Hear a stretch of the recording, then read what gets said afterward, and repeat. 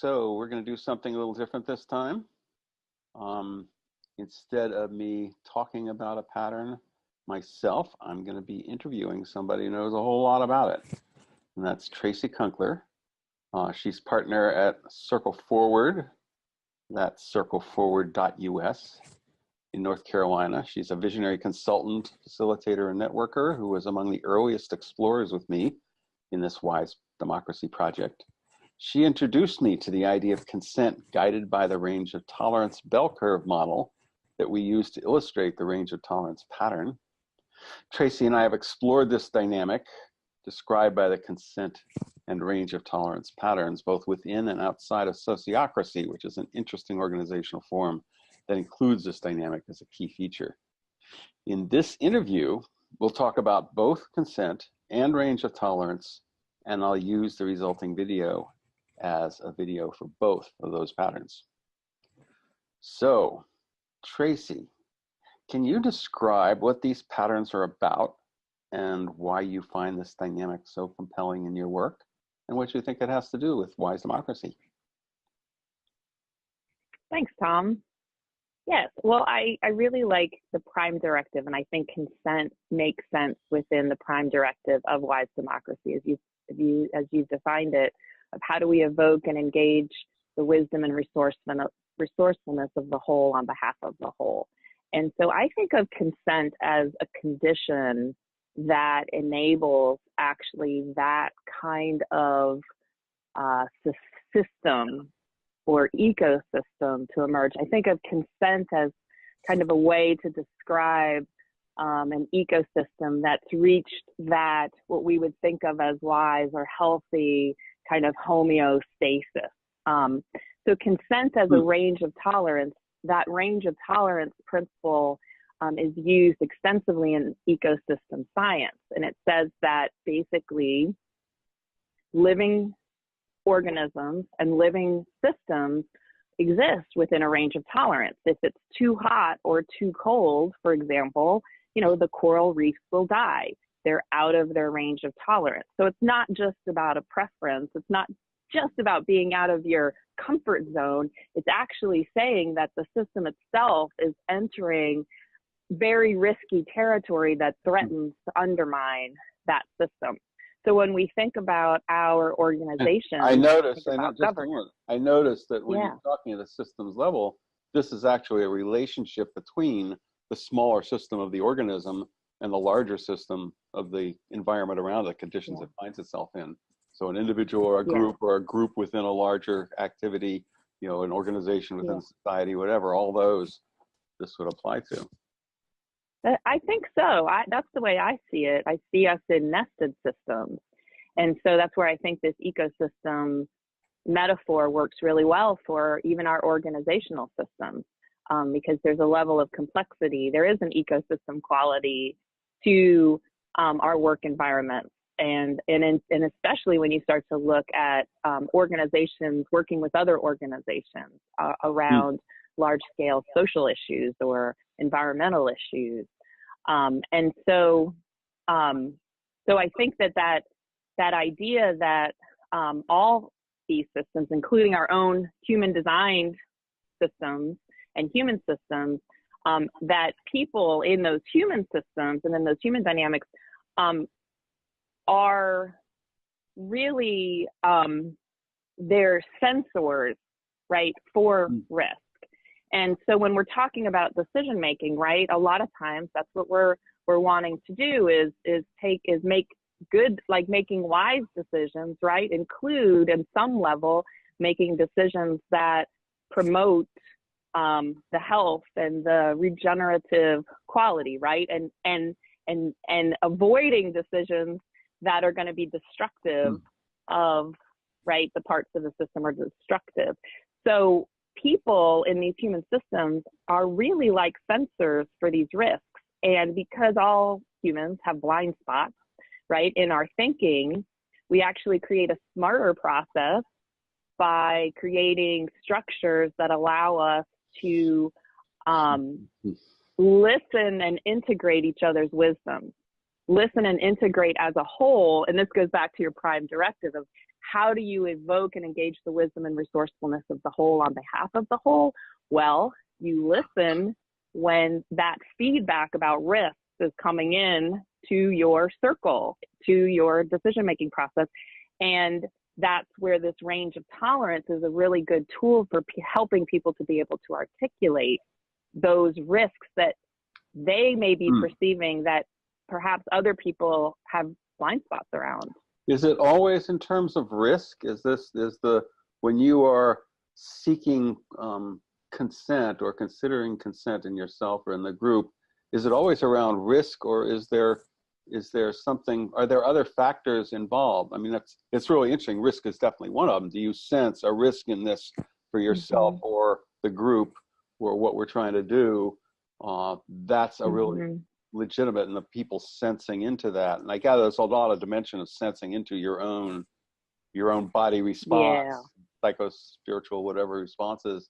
And I'm just wondering if there's other things other than risk when you're doing a consent process.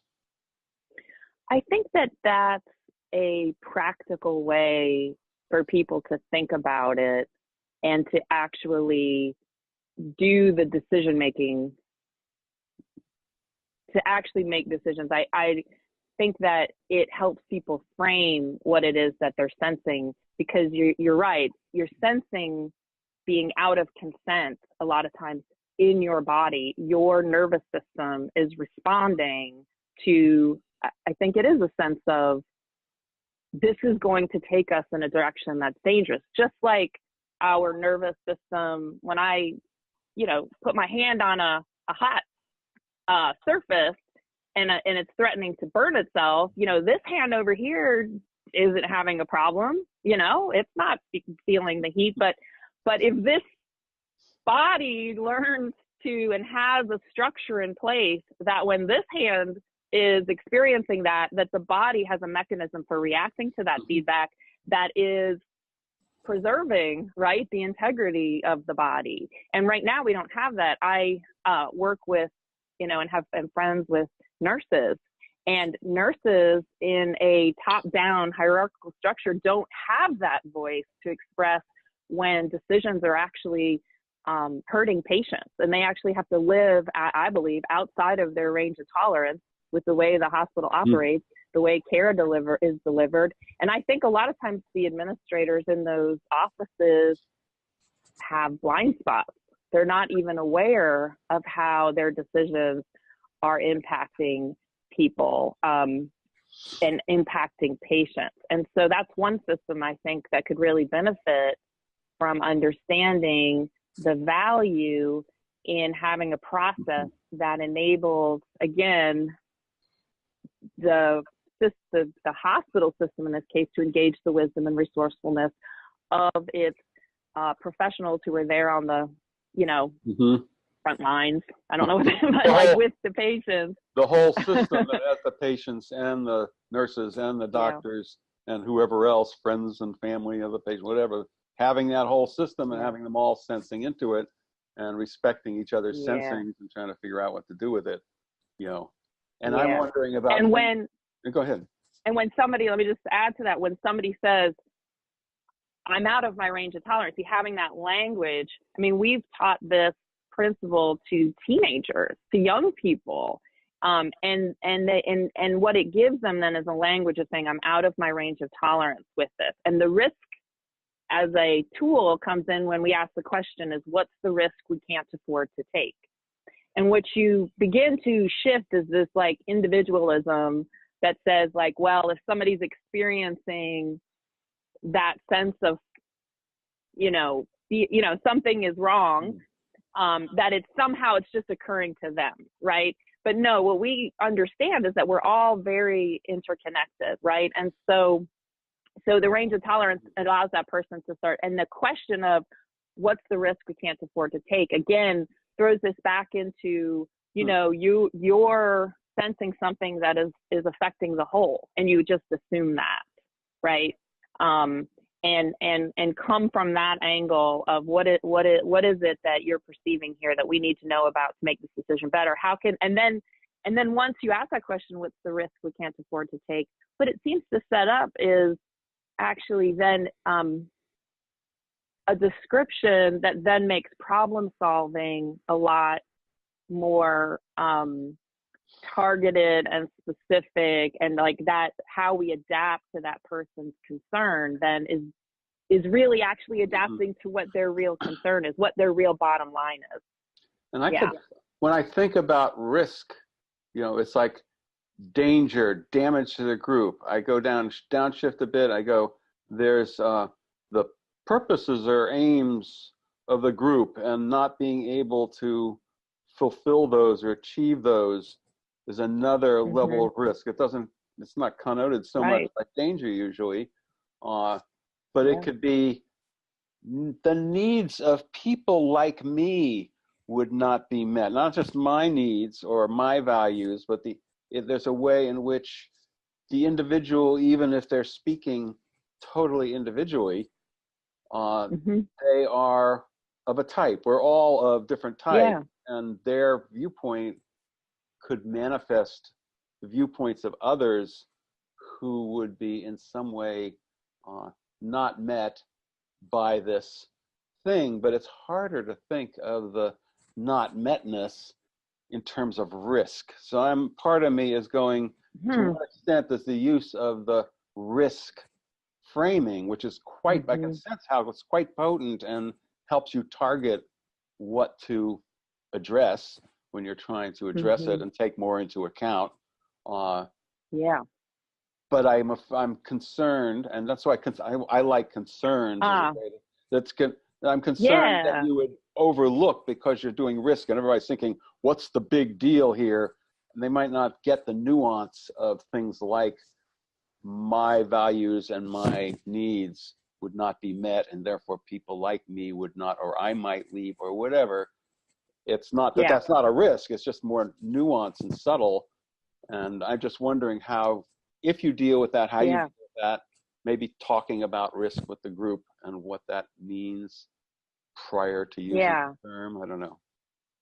Well, if you think about how we're orienting, like let's say that we're creating a sense of a whole, right? The system actually seeing itself as a whole, and having integrity. So there's more to this than just a group of individuals, right? There is something that's synergistic when we come together around some kind of a shared purpose, and that purpose could be implicit or explicit, and we try to help people to make those purposes explicit, just because sometimes people find out actually their purposes are not really aligned, and that sometimes that can create conflicts, and that can be so. But when people are coming together, there is a sense of a whole, and so I think that there's a different sense then of, yes, the being out of the range of tolerance might be that I can't contribute, I can't participate if we go forward with this. And a group like that actually, that could be something that a group like really understands would not enable the work to happen or the purpose to have to unfold in the way that they would want it to. And for the reasons you said, is it maybe that one individual person holds a very key part of it, or it could be that person has a voice that really speaks to a lot of people that would have that. So for example, if somebody's sitting in an initiative, right, and they speak to, I'm trying to think of a specific example, how this might be perceived in the community, right? If we go forward with this, I can't get behind this, and we might use the language of concern. That certainly try to use the language of the culture that I'm in, right? So definitely the language of concerns. If I was in a group with you, I'd say, okay, there's a concern here, and then I would want you to tell me more about what's your concern. Tell me more about that concern. And even in this case, I might say, Tom, if we only use the language of risk, what's the risk we can't afford to take? Nice Aikido move. To help pull out what might we be missing, right? What might be that blind spot? And see, and again, that to me is that engaging what we need to consider on behalf of the whole. Yeah. Mm-hmm. So the word risk, in your sense, the bottom line for risk is that it's a window into a blind spot. You're that's what all of this that is. window, you know. That's right. Now, in terms of the range of tolerance, what role do you see for expanding the range of tolerance for an individual, for a group? Are you always assuming the range of tolerance is fixed?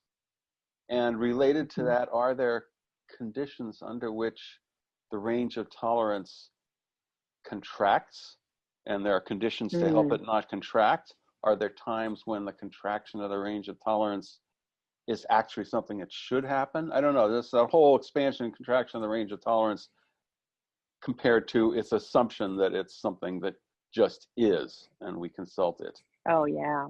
So where do you go I think with that's, that? I love that you're picking up on that and asking the question of like, is there a way to expand our range of tolerance? And I think this again, like if I can go back to the language of risk, the reason I think that that's potent is, you know, we can live with things, right? And so I think we can expand into our comfort zone. Like we can expand into new experiences. Like sometimes we may experience a level of concern about, let's say, financial solvency, or,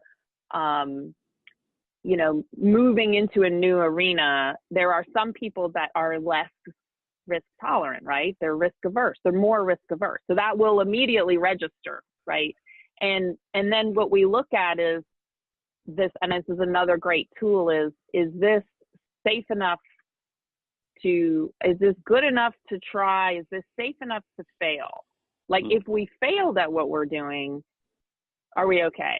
And that I think is a great way to help people kind of breathe into expanding their range of tolerance. Is can we allow this to fail? And the reality is we're working in these very complex environments. We don't really know what's going to happen by these different interventions and initiatives and what we're doing. We do things, and sometimes the things that we do that we think are going to be so good turn out to be bad, and the things we think are bad actually have an element of, you know, it's not simple. And so there are some structures and some tools that go along with consent. And one of those is setting up these feedback systems, right? So you're going to your question of the range of tolerance is always shifting. It is always shifting in relation to hopefully input, feedback, you know, information, that you're setting up systems where you can continually be assessing the direction that you're going in and the intervention that you're making a small enough intervention that's safe enough to fail, right? And that you're collecting that information. And so as you start to collect information, you have more knowledge. You just have more to assess that sense of, well, yeah, this is working. Like, you know, we can expand a little bit more into this new terrain, or we're getting some really disturbing feedback about, you know, and then more people might start to go out of their range of tolerance with a particular direction.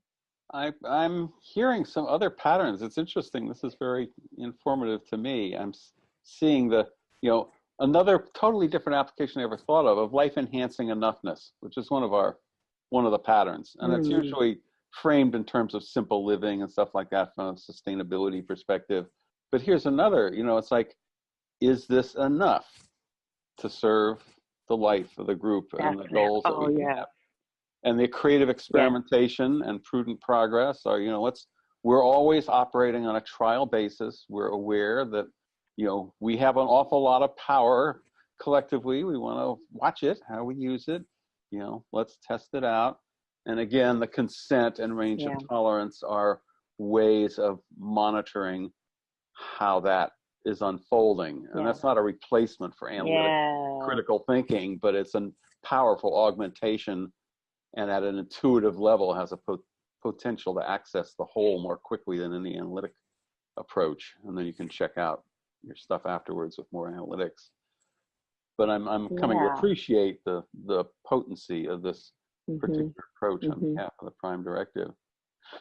Yeah, I think it goes back to this ecosystem idea of it's the more diversity that we can integrate into the ecosystem that we're in, right? The more resilient that ecosystem is.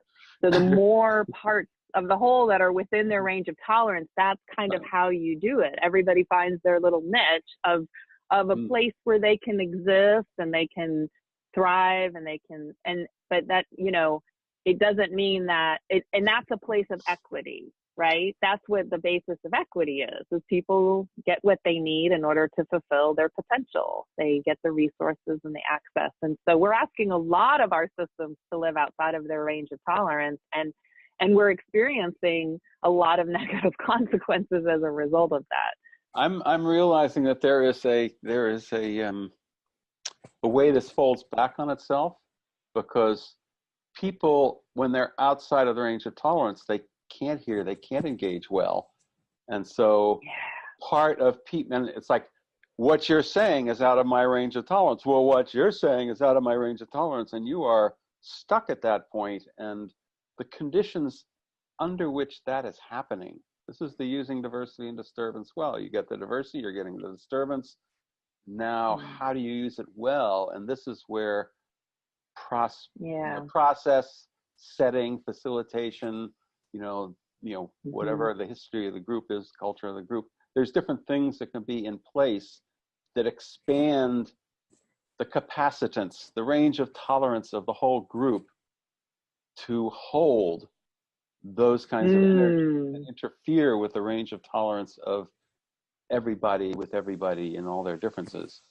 So there's a way in which you can range of tolerance applies to people's ability to tolerate each other in the group, and what can expand that. Absolutely. Now here's another interesting framework. Absolutely. So we've been, in addition to this ecosystem model, we've been looking at a resilience model in relation to trauma, right? So trauma's been using its own kind of range of tolerance, and it's called the zone of resilience. And it's exactly what you just said. If people are outside of this zone of resilience, that means they're going into their fight or flight or freeze brain, right? They're not able to access their full cognitive abilities. And so their decision making is impaired. Well, if you're in a situation, I think these things are very primal. When we're in groups, we're making decisions, and it's really important to us.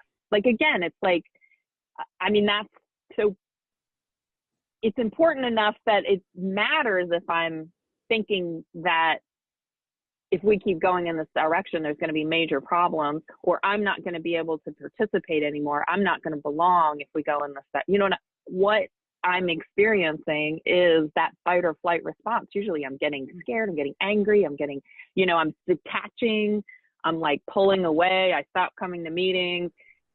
All of those behaviors to me, yes. So we actually, exactly what you said, we need processes, we need microstructures to enable people to stay within their zone of resilience and not go into fight or flight, but also particularly with so many people that are coming into these spaces that have trauma, like that's significant when people move into that trauma space. And so, yes, trauma dealing can with make you hypersensitive to, on the range of tolerance, make you hypersensitive to things other people are doing and saying, which interferes with the ability of the whole group to tolerate their differences. I want to,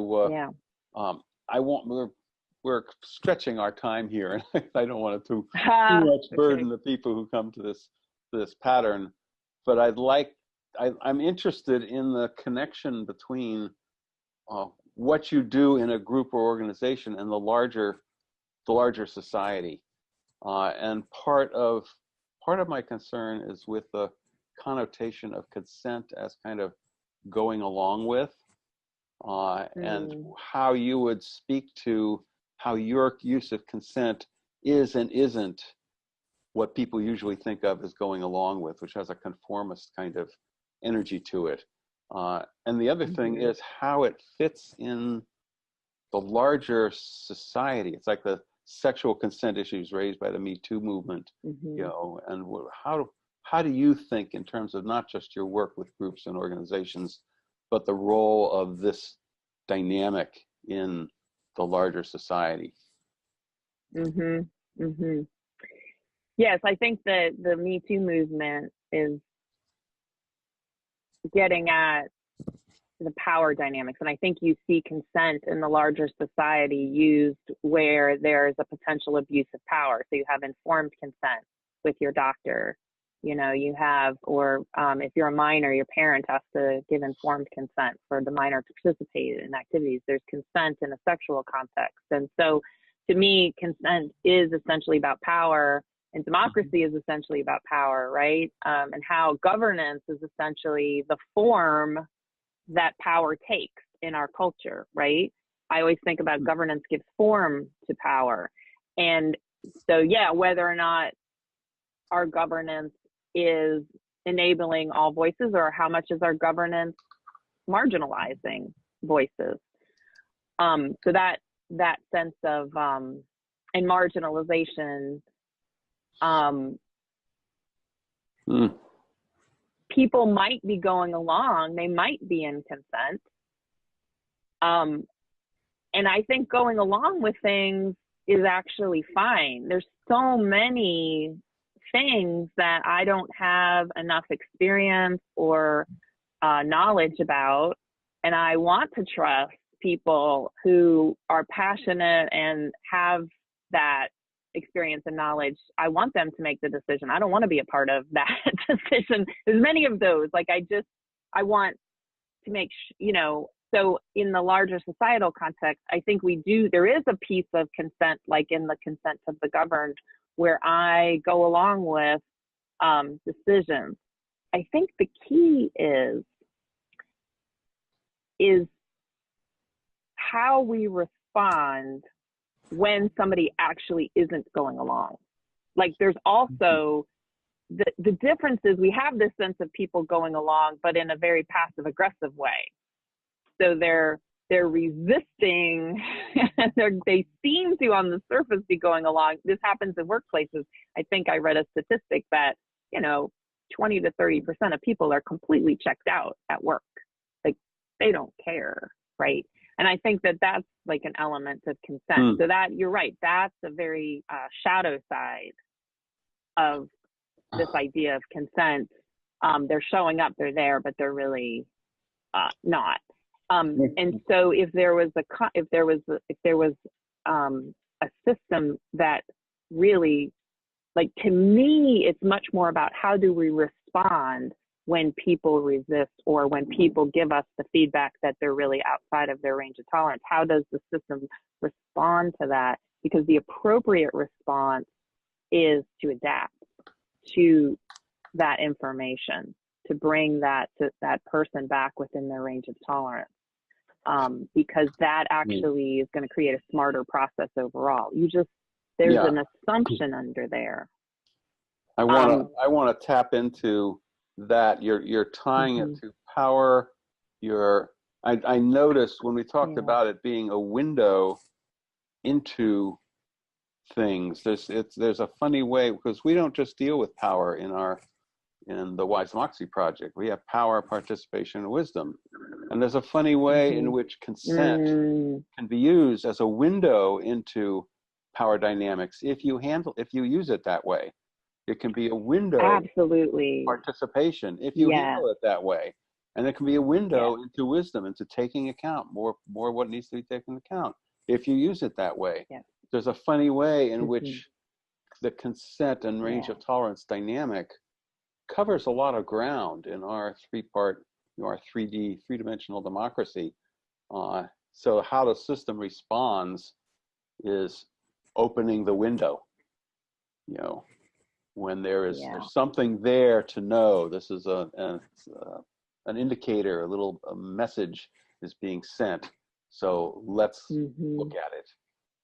And I see lots of power in that. And when you say it's present in power, that's really true. But there's a funny way in which the power dynamics are so distorted in the society, and people are so aware of that dimension, even at an implicit feeling level, that's where all the interest in consent comes from. And I'm going, there's an expanded realm to use consent in an expanded realm, and you already do, but not necessarily explicitly. But we can access wisdom as well as power dynamics, and it expands power, it expands participation, it expands wisdom if you use it that way. It's just a powerful. That's what this idea that power is a pie, and if some people get more power, then it must mean other people have less power. And I think it's much more like happiness. It's like, if I share my happiness and my joy with you, like, you can have I'm not giving it away. Like, we can actually amplify our joy. And I think that when you're talking about our initiatives, and we're trying to make these large scale changes right now very quickly, more people having access to being able to communicate, I'm out of my range of tolerance, and being listened to, which, like, yes, that's the essence, right, of having power and participation. But let's just talk about power. If I have power to influence what's happening, bringing more people into power brings more power to our mission. It brings more power to the work that we're doing, right? It's just more power for the mission. It's amplifying. It's not sharing power. And to the extent amplifying the power. To the extent I listen to your range of tolerance, your consent and concerns, to the extent I listen to that and open to what's underneath and behind that, you become, interestingly, more willing to hear my concerns and consent, and so that expands our range of tolerance. So this here's another thing that's interesting. Yes, it is. To wrap up also. So this is. Let me say one more thing. The more that you listen to me, ironically, the more that you listen to me and respond when I say this is really important to me, right? Basically saying this is out of my range of tolerance. I need this to be adjusted. The more you do that, actually, the more I'm likely to defer to you, to actually give you more authority. Right. Because I know when it's important, I still have that influence and I have that power when I need it. Right. I'll actually, release more. I don't need to be at every meeting, for example. Right. I don't need to, I will take your concerns into account in the future. Most likely, the probability that I will take your concerns into account grows the more individually I take account your concerns.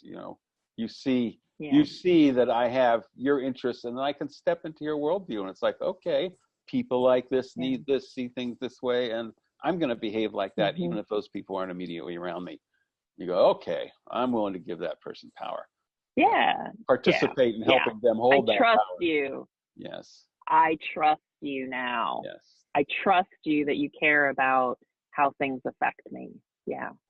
Thank you. That's interesting. So the consent and trust, we don't have trust embedded in this pattern language explicitly, but I'm always interested in how the different patterns might contribute to that. And this is a really specific one that does gigantic. Wow. Thanks a million, Tracy. I think it connects to so many of your patterns, Tom. This was a great conversation. Thank you. So everybody who sees this should do extensive comments at the end of the pattern pages about what you think after listening to this interesting interaction. Okay. Bye-bye. And it's a wrap.